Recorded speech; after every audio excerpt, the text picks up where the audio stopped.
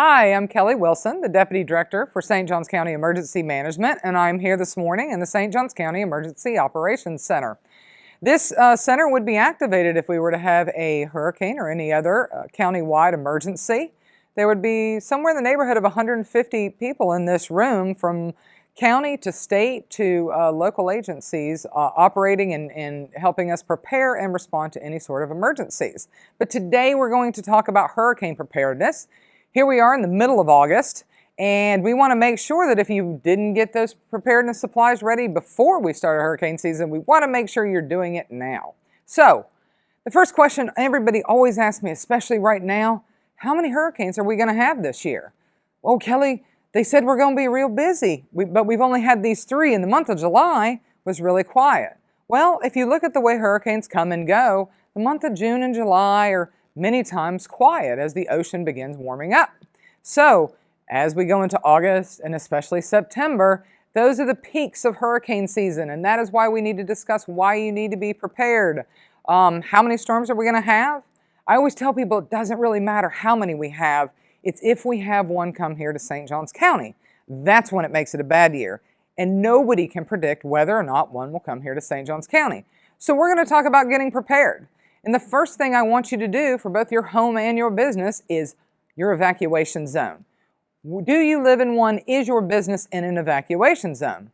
You can go to the St. Johns County Emergency Management website and you will see a My Evacuation Zone tool. You click on that and you will be able to enter either your home or business, as long as it's in St. Johns County, and find out, are you in an evacuation zone?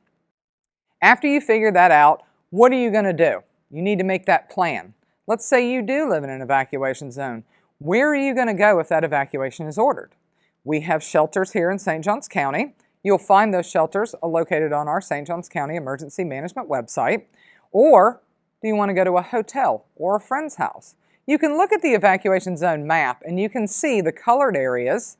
Those are the evacuation zones. We simply need you to leave that evacuation zone. We need you to get out of that zone. So if you have a friend that lives somewhere in the middle of the county, it's a great option. Maybe a hotel. Do you have pets? Let's make sure if we evacuate, we take our pets with us, because if it is not safe for you, it's not safe for your pets. Many hotels take pets. Our shelters also are pet-friendly shelters, and you can see which of those are pet-friendly when you look at our website.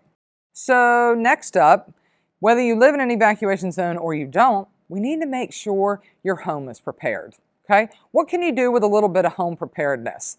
Homes that were built after 2002 were built with a newer, stronger building code.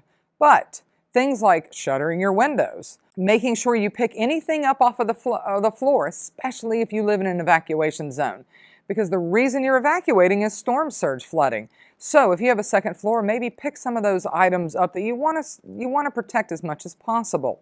So start looking at things in your home. Your roof. How old is your roof? Is there some issues with it? You can have a roofer come and take a look at your roof today to make sure that we have those things and that roof and that house as hardened as possible. Next up, we need our hurricane supply kit, right? We need to look at that supply kit. Do we have enough water for everybody? A gallon of water per day per person? Medications. This is incredibly important if you take medications. Make sure you have enough of your medications. Many times when there's a storm coming, you can go get an extra 2 weeks supply from your local pharmacy. And food, especially the food, especially if you're staying at home and you haven't been ordered to evacuate. Buy non-perishable food. There's a decent chance your power is actually going to go out and you're going to have to eat the canned food variety. Now listen, I always tell people, if you don't normally eat Vienna sausages, don't go buy a bunch of Vienna sausages, because when the power's out and it's really hot and you're hungry, odds are you're not going to like Vienna sausages that day any better than you do today. So buy the things that you will actually eat. The other thing I tell folks, especially the ones that didn't have to evacuate, your refrigerator and freezer is going to keep your stuff in it for a little bit of time. If you have a grill, a gas grill outside, you can start cooking that food and you can start eating the stuff out of your refrigerator and freezer before it goes bad. Now, that's a very, very short window, so I don't want anybody to get any foodborne illnesses, so be very careful when you're doing that. But, you do have the ability, you have that grill, start cooking that food and eating it real quick.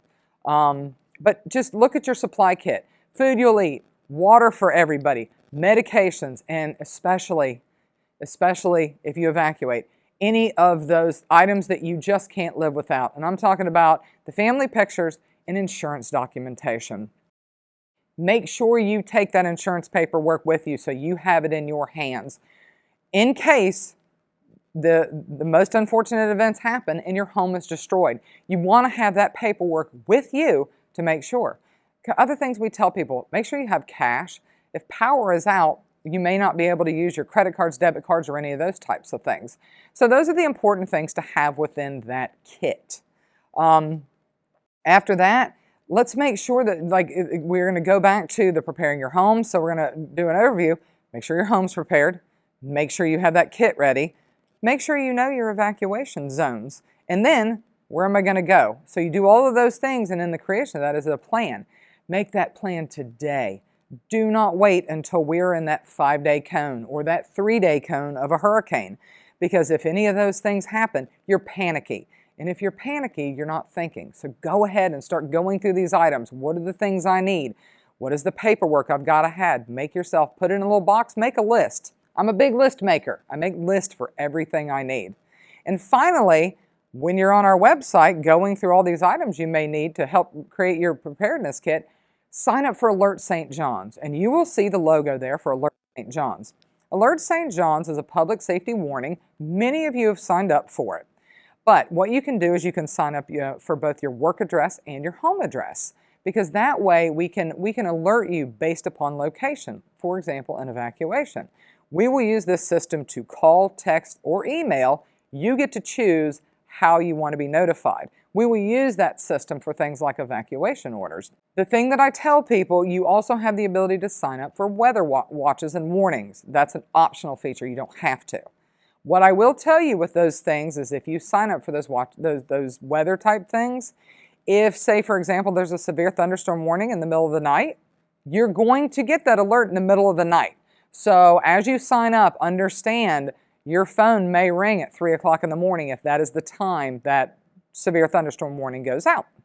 But with that, I hope you all go to the St. Johns County Emergency Management website, and I hope you all are prepared for a hurricane season that we all hope stays very, very quiet.